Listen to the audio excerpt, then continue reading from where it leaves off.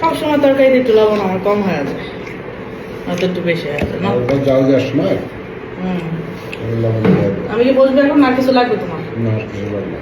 তাহলে আমি এবার বসে আছি। আমি এই যে ভাত নিয়েছি আজকে, ভাত খাওয়ার জন্য দেখেন কত সুন্দর সাদা ভাত, আর সাথে এই যে দেখেন আপনাদেরকে আমি দেখাই, এক ড্যাগ গরুর গোশ। এটা হচ্ছে সম্পূর্ণ তেলের উপরে ভুনা। হ্যাঁ, এই যে দেখেন আপনাদের সামনে আমি একটু নিয়ে দেখাই। এই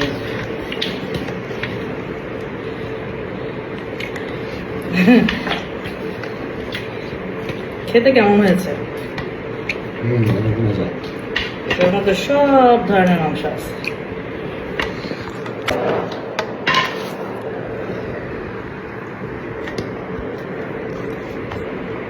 এত বড় বেখেয়ালি, দেখতেছে যেমন ভিডিও করতেছে মোবাইল পালা।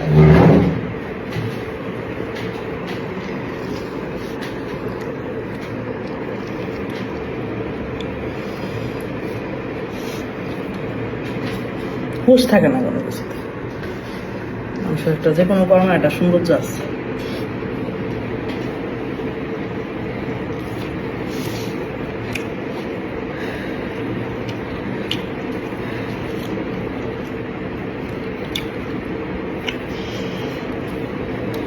লবণটা একটু ছিটিয়ে দিলাম।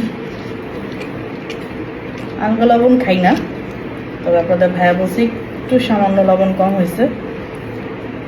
অনেকগুলো মাংস রান্না করছি তো একটু কনফিউজ ছিলাম, যাতে লবণ বেশি হইলেও মানে কম হইলেও যাতে দিয়ে খেতে পারি, বাট বেশি যাতে না হয়, যাতে খেতে বাজে না লাগে। তো বিসমিল্লাহির রহমানির রহিম বলে খাই।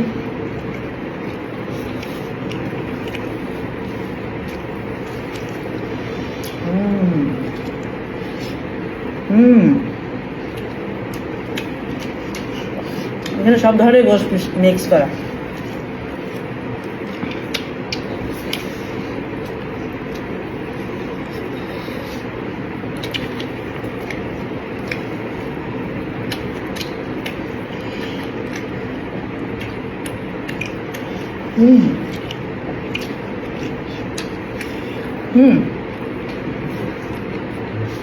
এক নম্বর।